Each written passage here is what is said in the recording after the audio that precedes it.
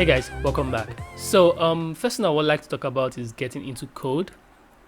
And I'm going to give a brief summary about that. For students that are in school right now, you're studying any course at all, biology, microbiology, theoretical physics. I don't know if you do that in university. Well, yeah, you get my point. Anything at all, engineering.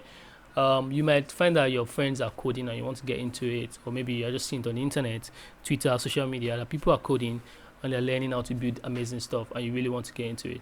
For me, I came across code by chance. To be honest, I was sitting in a classroom one day and I saw one of my friends who was writing a bunch of jargons, and then next thing he clicked on he clicked on the button. Basically, I eventually found out it was run, and something came up like a dialogue box and whatever, and it was doing stuff. Oh wow, how is he doing this? Like, this is crazy. Like, is this the same thing that people write everywhere that they bring down to us, Windows and all that? Is that what he's writing? I was genuinely curious, but like many things in school, it gets mixed up in every other thing, and I wanted to, finish the first class as well. So I was a little bit focused on academics itself.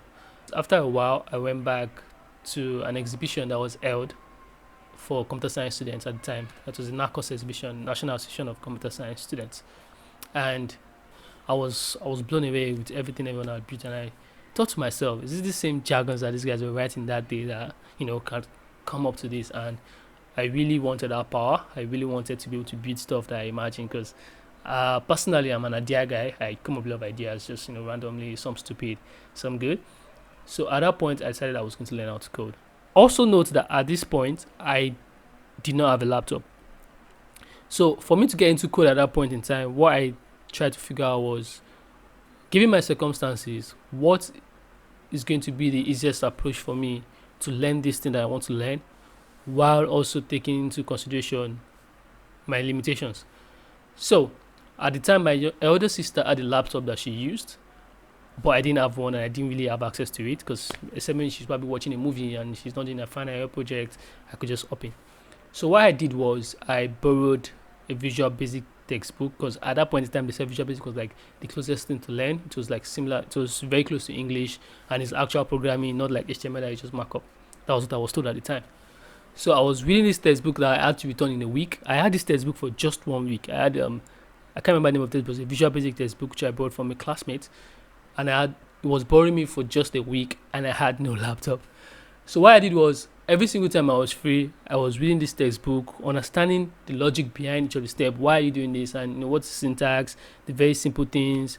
And I was writing it down in the book, and I was like, okay, I'll go back to it when I eventually have access to laptop.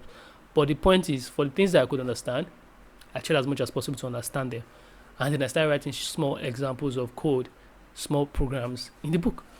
So my sister saw what I was doing, and eventually she passed on the laptop to me, which is like a huge thing. I'm sure a lot of people probably won't have that privilege. But yeah, it was a huge thing for me. And if you can find a way to also get a laptop, could be on loan, could be a gift, could be like, you're borrowing for once a day or once a week, as the case may be. Just be creative with your situation and see if you can also get a laptop if you don't have one already. For me, my sister saw what I was doing, because it was open to her that I was learning something that I needed a laptop for, and then she allowed me, borrow the laptop. For about 6 months, it was obviously not my laptop, but she knew I had access to it after I had gone through that period. Yeah, so I was able to use my sister's laptop to practice the things I had written down inside the book, and that's how I started building Visual Basic applications. So, summary of this video is, if you are finding yourself in a difficult spot and you want to learn how to code, I would advise that you take a step back and jot out what your limitations are. Ask people questions, or what are the easiest things you can jump into, because starting is really difficult sometimes, especially when it's a new area. So just go into the simplest things that you can go into, pick them out and see. Once you are into it, and like, oh, this is how this works, in the very basic of things, this is how this works, and then you can start getting more complex, and then you can start trying to get more resources. And from where you realize that, oh, this is what I can do with this thing, this is what I'm going to need, you then begin to see opportunities around you, because you're in school. There's going to be cyber cafes, there are going to be if they're computer science, even better, there are going to be labs if you have access to it, because Nigeria can be tricky.